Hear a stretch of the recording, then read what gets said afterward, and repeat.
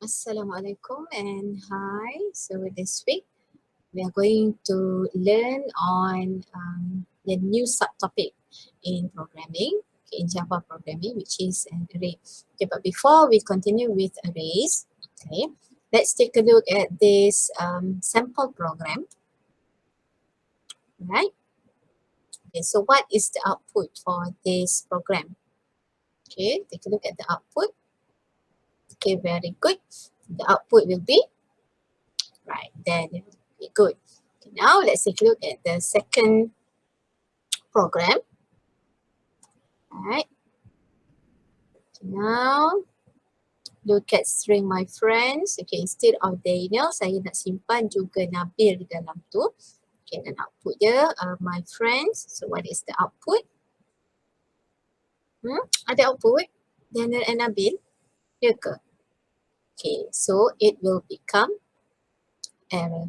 Ni bila you print, you run pun dia dah jadi error lah. Okay, kenapa dia jadi error? Okay, because before this, you have learned on declaring only a single variable yang hanya boleh simpan single value sahaja. Right? Okay, sebab tu dia jadi error lah. Dia tak boleh simpan Daniel dan Nabil at the same time sebab my friends tu hanya boleh simpan a value sahaja, which is Daniel lah. Okay. Alright, now take a look at this one. Okay, so we have two train here, train A and train B. Okay, which train can bring more passengers? Which one, A or B? Dia terang-terang adalah B. Okay, so which train can bring less passenger? Betul, A. Kenapa A? Sebab dia ada satu je kan, yang B tu lagi banyak, kenapa? Alright, no, next.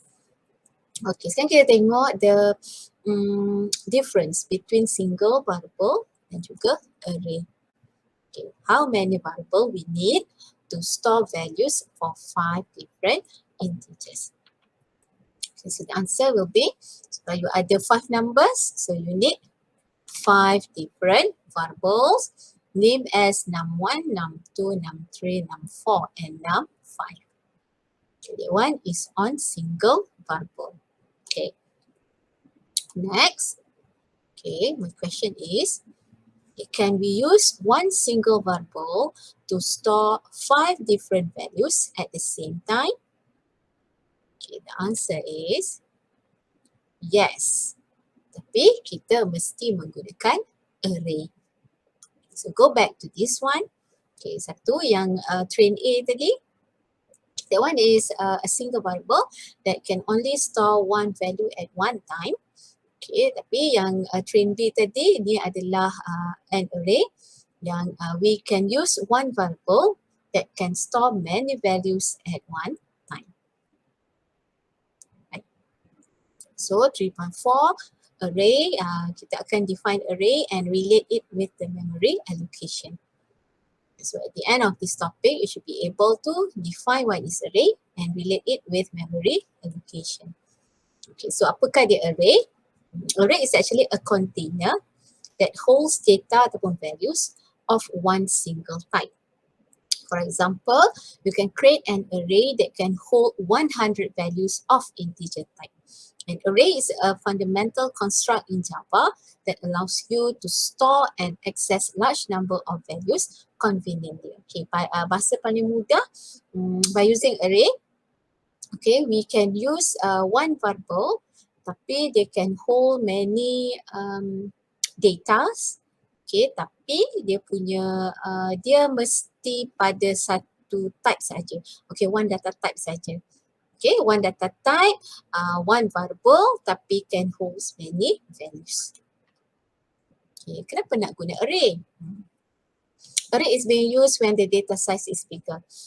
If we have 20 different marks, it would not be practical to use 20 different variables and name is as mark 1, mark 2 sampai mark 20.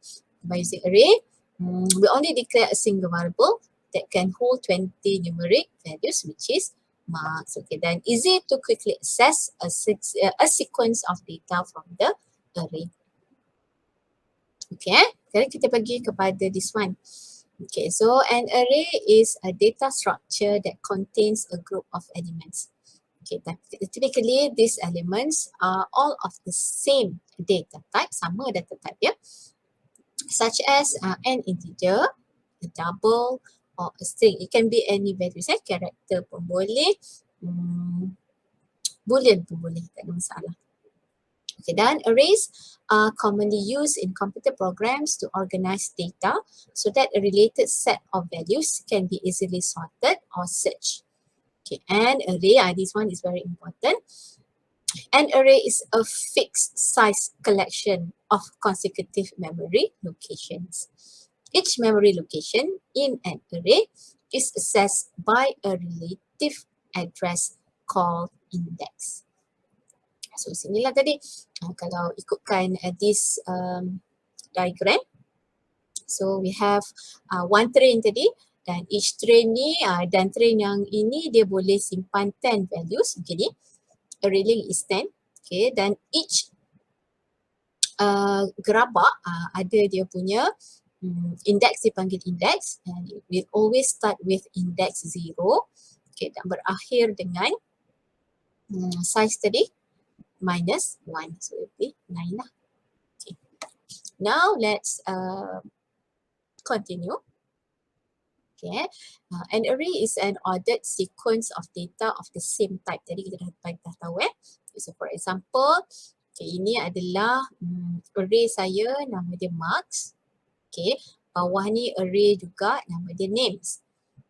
Okay, size dia untuk array marks ni adalah 1, 2, 3, 4, 5. Okay, size dia 5. And if you take a look at the values stored in each index, okay, ni, okay, apakah data type yang sesuai? Okay, ni semua nombor perpuluhan, so data type sesuai adalah double. Okay, very good. Okay, now we move to second array. Okay, nama array ni adalah names.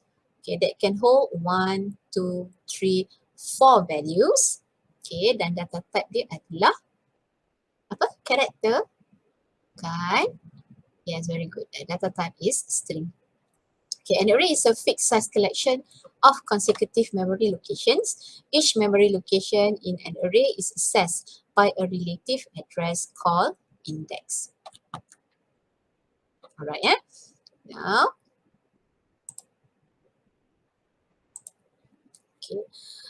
Dan an array consists of 8. Okay, ni yang penting. Setiap array mesti ada these 5 things. Okay, which is the name, okay, the data type, the size, the index, and also the values. Okay, for example, okay, kita pergi kepada first array tadi.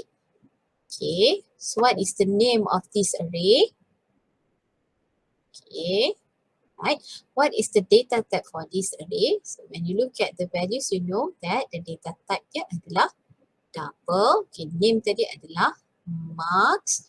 Okay, what is the size of this array? Okay, ada berapa gerabak tadi?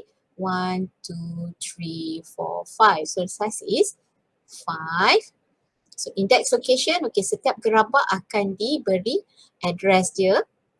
Dia akan diindekskan, dan dalam array first indexes ni adalah kosong lah, yang akan bermula dengan kosong. So 0, 1, 2, 3, 4. So index dia akan bermula dengan kosong dan berakhir dengan 4.